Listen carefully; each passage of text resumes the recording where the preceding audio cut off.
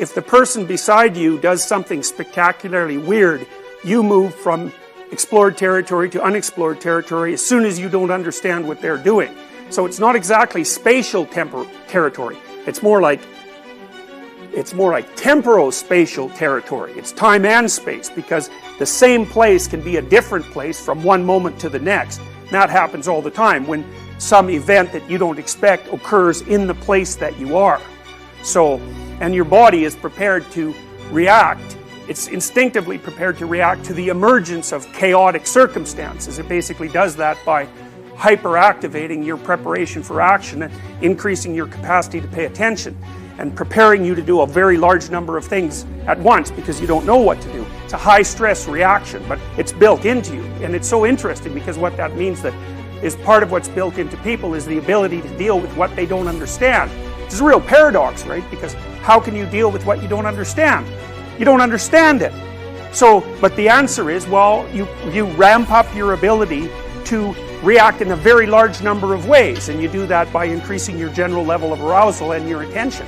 And that also increases the probability that you're going to be attentive to new information and pull it in and utilize it so that you can decide how to act rapidly.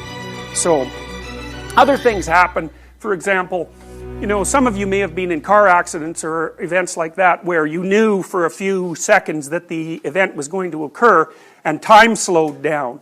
It's quite a commonly reported phenomenon. I've experienced it a number of times actually, and it was actually experimentally tested. They threw people off bungee cord apparatuses, so they were plummeting down in a quite frightening manner, and had them look at digital timers that were flashing information while they were falling, and it turned out that the people who were falling could process the digital information faster than people who were just standing there under normal circumstances. How they got that past an ethics committee is beyond me, but it really is a brilliant experiment. For us, consciousness is associated with enlightenment and illumination and daytime and sunrise and the bright noon sky, and the unconscious is associated with the nighttime. And the reason for that partly too is that your unconscious is actually a lot more active at night. First of all, that's when you dream.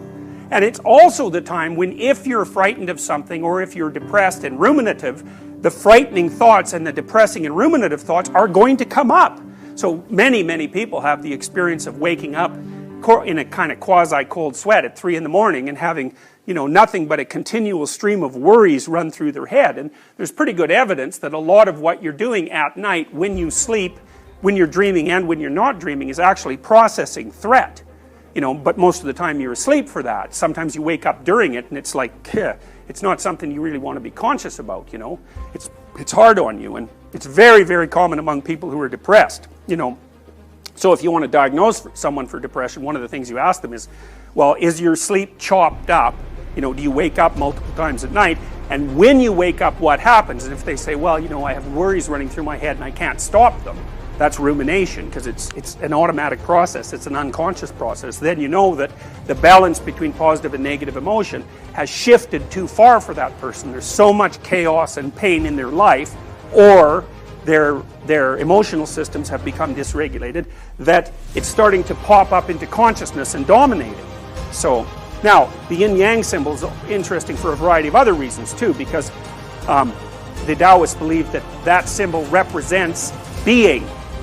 Now, being is not the same thing as objective reality. Being is what you experience as a conscious creature. That's being.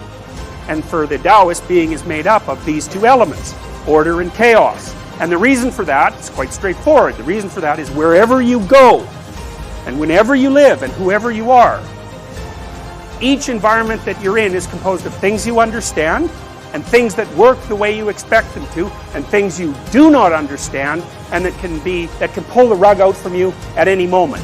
And so you can say in some sense that these symbolic representations are representations of the most unchanging elements of being. So the most real things, because a typical modern person will look at this and think, well, those aren't real. It's like, they are real. In fact, they're hyper real, because one of the things that defines real is that it's permanent. And it is permanent. No matter where you go, there are things you know and things you don't know. And it doesn't matter who you are. It's permanent. So it's part of the existential landscape of human being. Now the other thing there's two other things that are quite cool about the yin yang symbol, and one is that each of the black paisley has a little white dot in it, and the white paisley has a little black dot in it, and the reason for that is the Taoists also recognize quite well that chaos could turn to order at any moment, so a new order can arise out of a chaotic structure. That's a revolution in some sense. But by the same token, if you're in a place that's orderly and predictable, something can happen that casts you into a chaotic situation right away. So there's a dynamic, even though these two things oppose each other in some sense, there's a continual dynamic interplay between them. And then the final thing that's quite interesting about this symbol, and this is a mind-bogglingly brilliant idea, is that, because the Tao also means the way, and the way is the line between the two.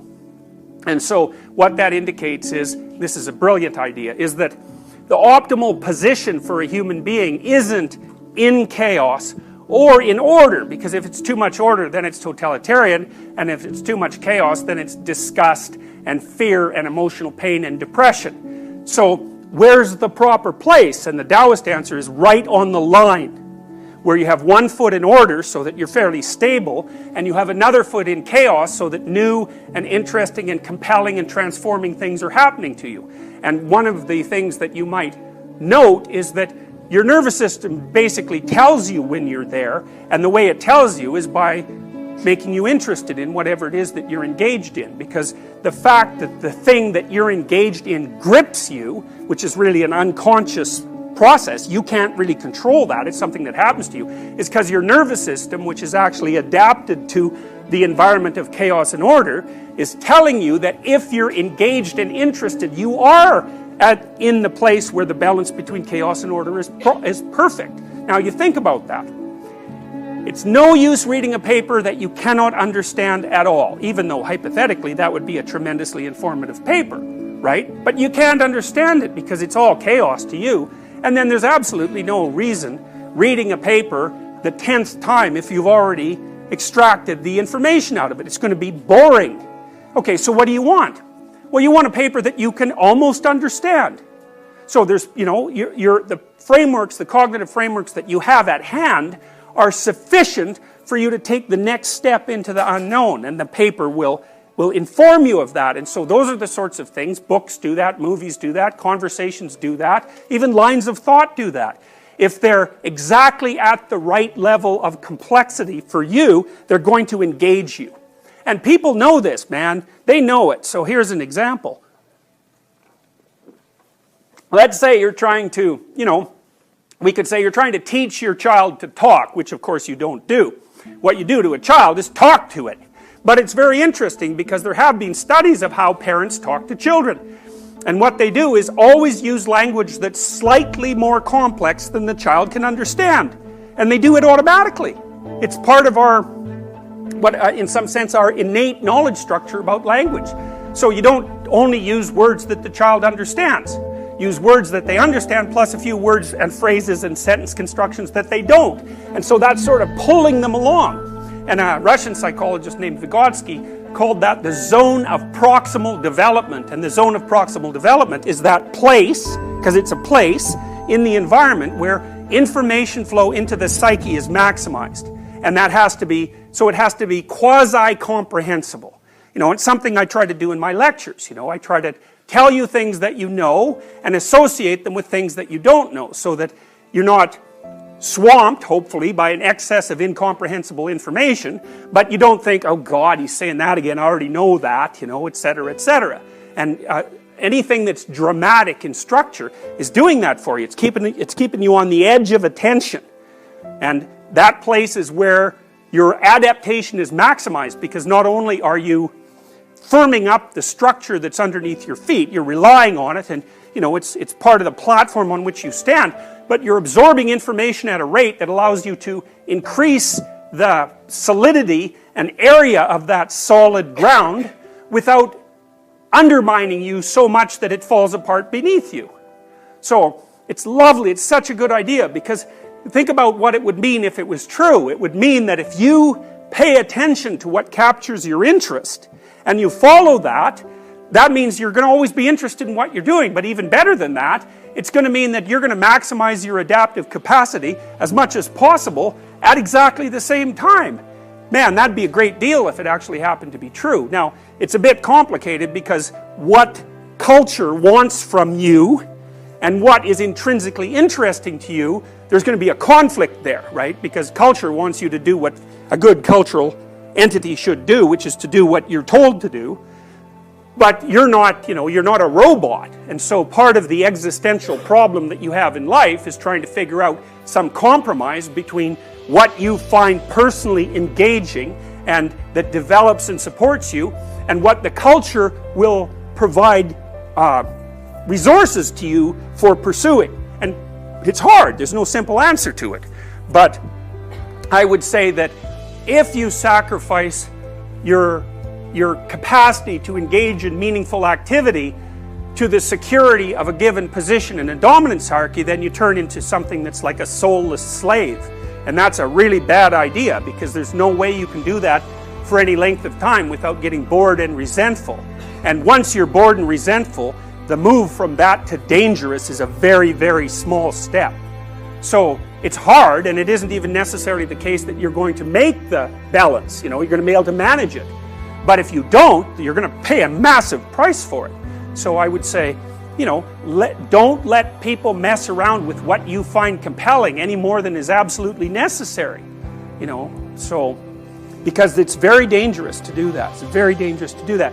Just like it's dangerous not to find a position in a dominance hierarchy at all, because then you end up in a chaotic place. And my experience has been, you might wonder about this, it's like, what's the probability that someone can live a healthy life, healthy, productive, and stable life outside a dominance hierarchy, so without external structure? And the answer to that is, there might be one person in this class that could do that. It's really hard, because what happens to most people is that if they don't have a substantial amount of external structure and routine, they just fall apart. They don't sleep properly, they don't eat properly, they're depressed. It's tremendously effortful to continually reinvent yourself day after day. And so there's some real utility in routine and social identity. And Jung would say the part of you that has adapted to routine and social identity is the persona, and sort of the mask you wear in public. It might even be who you think you are. And he thought that people who were only persona were dangerous, because they were only thoughtless advocates of the system for which they stood. But he also believed that people who had no persona were in an equally terrible situation, because they're psychologically chaotic and they don't have a social structure around them to hem them in and continually remind them how to be sane and productive. So it's a matter of balance, There's horrors on both sides, and there's advantages on both sides, and the trick is to place yourself in a location where you're deriving maximal advantage from both. And you'll be able to tell if you do that, because if you are doing that, you're going to find your life engaging and meaningful enough, so the fact that it's also tragic and potentially composed at least partially of slavery is going to be acceptable. And that's the goal in some sense. It's hard to do that, but it's hard not to do it too. So you're screwed either way. So you might as well pick the path that's going to be of maximal utility to you. And hopefully to everyone else. Okay, so this is the individual instead. So we have explored territory and unexplored territory, or the known and the unknown, or order and chaos, and then we have the thing that mediates between them, and that's the individual. And this is no medieval representation, which I really love. There's the dome of the sky there. It's a very archaic idea that the earth is a dome, because it kind of looks like that if you go out in a flat field, or if you're out in the ocean, the world looks like a dome on a disc. And so that's sort of the representation here. It's a very ancient idea. And this guy at the bottom left of the picture is poking his head through the comprehensible world and looking at the chaos beyond. And so he's a heroic figure. So the knower is the individual, is always the hero of a story, right? The protagonist of a story. Now it can be an anti-hero too, because just like the known has a negative element and a positive element, and the unknown has a negative element and a positive element, the individual has a negative element and a positive element.